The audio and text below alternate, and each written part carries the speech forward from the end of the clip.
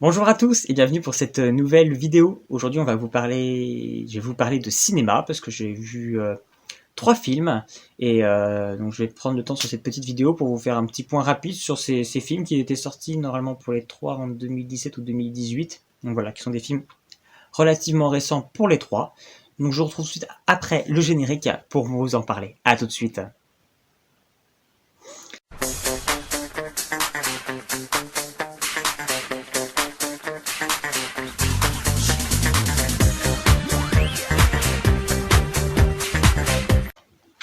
Donc pour commencer, je vais commencer avec Rampage hors de contrôle avec Dwayne Johnson.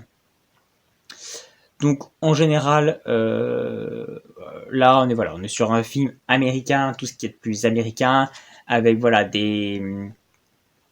en fait, ils ont développé un certain au niveau clinique, ils ont réussi à développer une sorte de mutagène qui permet en fait, qui permettrait en fait d'associer toutes les caractéristiques des animaux pour pouvoir augmenter le développement et la guérison, la puissance, la rapidité, etc. Pour vraiment créer des êtres beaucoup plus puissants. Et forcément, les tests se font sur des animaux.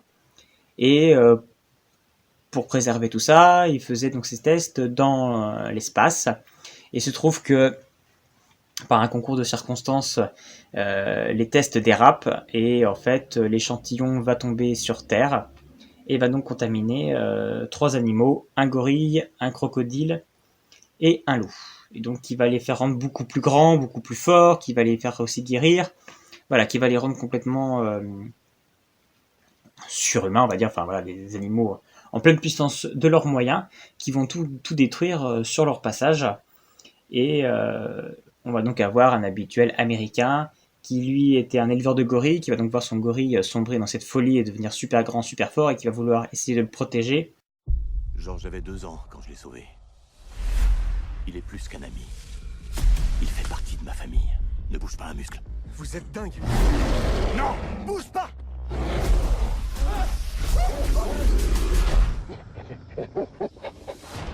Non. Ok. Très drôle. Toi et moi, on rigole. C'est très drôle. Le nouveau, il rigole pas. Il pleure. Allez debout, c'est bon. Et qui va donc rencontrer une ancienne, comment on va appeler ça, une ancienne personne qui s'occupait des tests justement de la création de ce mutagène, mais qui a été virée par l'entreprise qui voulait se faire de l'argent sur son dos, et va donc se lier avec le héros pour essayer de sauver la situation. Donc voilà, on est sur le film américain où un Américain va réussir à sauver quelque part le monde. Au-delà de ça, j'ai trouvé quand même le film très intéressant, les effets sont quand même super bien faits. En général, les films avec Dwayne Johnson sont très bons, il apporte une petite touche d'humour toujours, il est toujours très bon dans ses personnages. Là, l'interaction avec le gorille est quand même très bien amenée.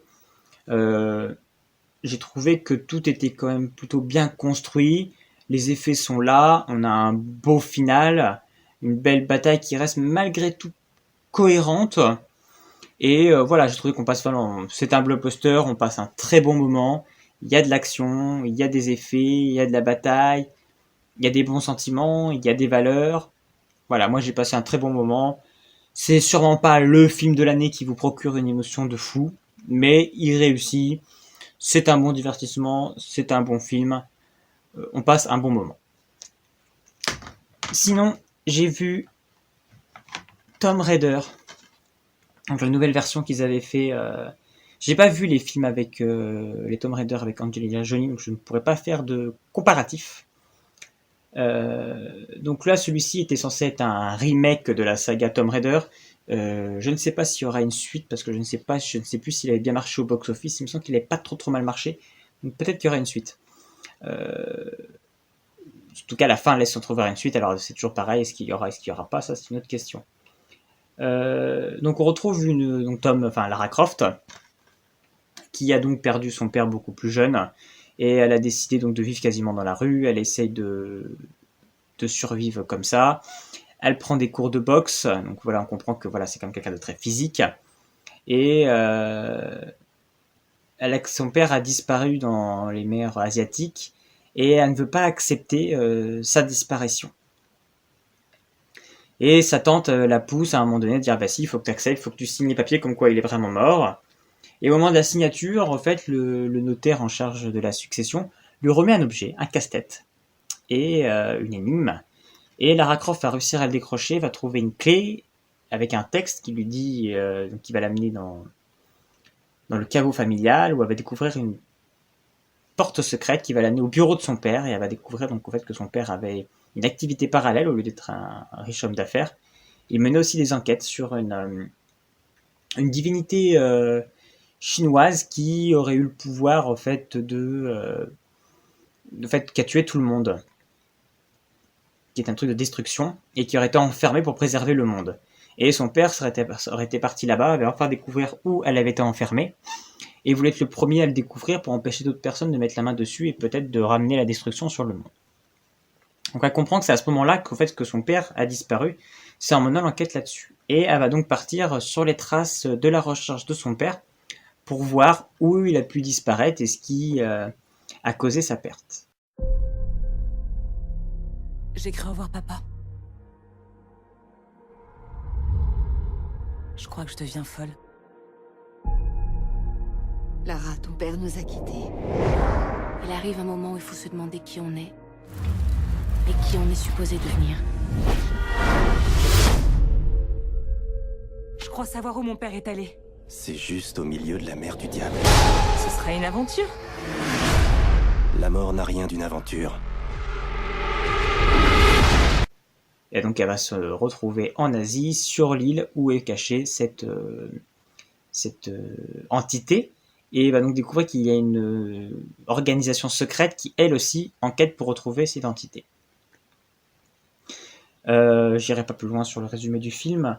J'ai trouvé qu'il y avait beaucoup d'effets, j'ai trouvé qu'elle jouait plutôt bien le rôle. Il y a des belles courses-poursuites tout du long. Il y a des courses-poursuites quand elle est dans la jungle, etc. Et comme il y en a eu au début du film aussi dans la ville, qu'on a compris que c'est quelqu'un qui est sportif, qui est vive, tout ça semble cohérent. C'est pas genre, tiens, la fille de riche, d'un coup, elle est douée, elle sait se battre, elle sait courir. Non, voilà, dès le début, on nous montre que c'est quelqu'un qui est débrouillard, qui vit dans la rue, qui sait être agile. Donc, on comprend qu'elle arrive à survivre dans l'hostilité qu'elle va découvrir sur l'île. Donc, tout ça, c'est très cohérent. C'est plutôt bien construit. On passe donc un très bon moment. Il y a un beau final. Tout se tient. Le retournement de situation finale, je l'avais vu venir. C'était assez prévisible, finalement. Mais ça tient la route et ça lance potentiellement, comme je le disais, un 2. Tu dois les arrêter, Lara. Promets-le-moi. Va-t'en!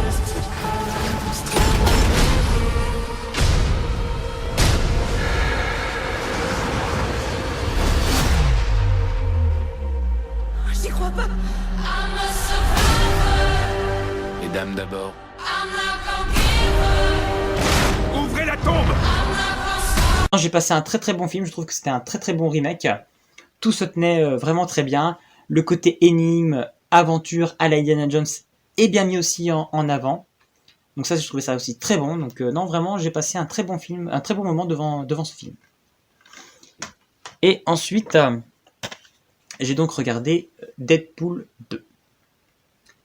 Alors, Deadpool 2, c'est du Deadpool, c'est décalé, on se moque des autres films de super-héros, on n'hésite pas à se moquer du système finalement cinématographique. Et dans ce film, en fait, Deadpool va, dès le début, perdre sa femme. Ce qui va le vouloir amener à mourir. Et évidemment, Deadpool ne fait que se régénérer, donc il n'arrive pas à mourir. Et il va donc se lier d'amitié avec un petit garçon.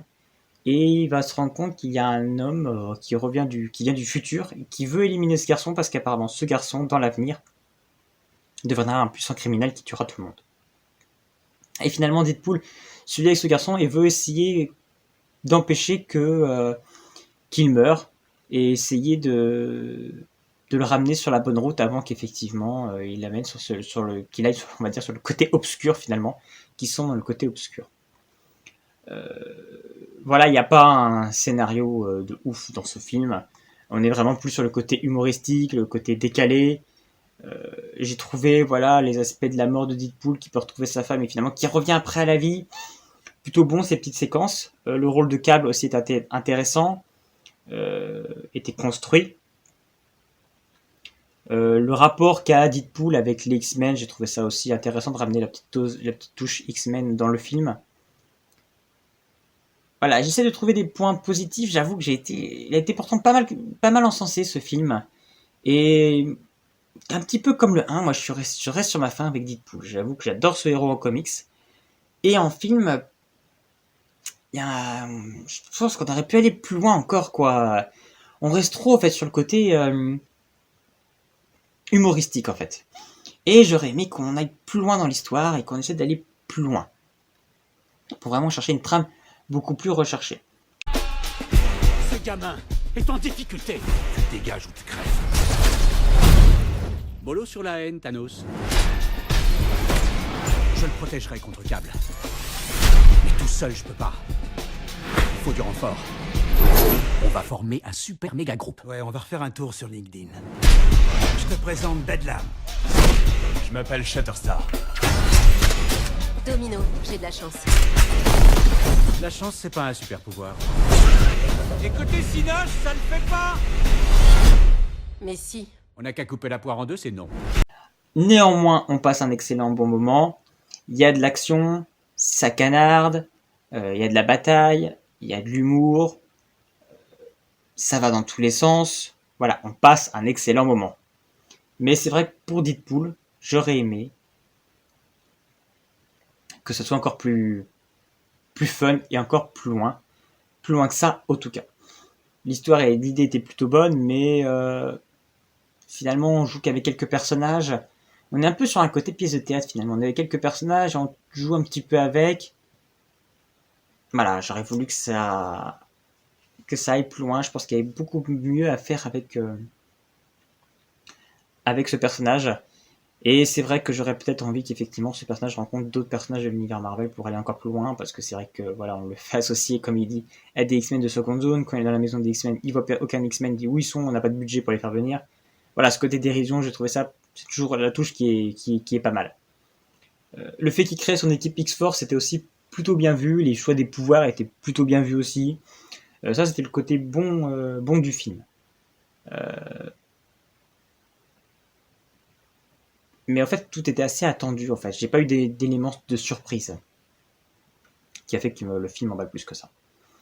D'une manière générale, si je fais un résumé des 3 films que j'ai vus, c'était 3 films auxquels j'ai passé un bon moment. C'était des films voilà, qu'on peut mettre comme dans le haut du panier, quand même, malgré tout. Mais il manque cette touche après qui fait que c'est un grand film. Il n'y a pas cette touche d'émotion, cette touche de surprise qui fait que voilà, on est plus emballé que ça dans le film et qui fait qu'on rentrait vraiment dans des films de grand cinéma. C'est des blockbusters, on passe un bon moment, c'est un bon divertissement, ils remplissent leur part, mais ils marqueront pas, pour moi, c'est pas des films qui vont marquer forcément, ils sont à voir, mais ils ne marqueront pas l'année. Voilà, donc c'était les 3 petits films que j'ai vus, je suis ravi d'avoir pu vous faire un petit part de ce que j'ai pensé de ces films. Si vous les avez vus, n'hésitez pas à laisser un petit commentaire pour donner aussi votre avis sur ces films. Sinon, on se retrouve bientôt pour une prochaine vidéo de films ou de livres. On verra bien. À bientôt!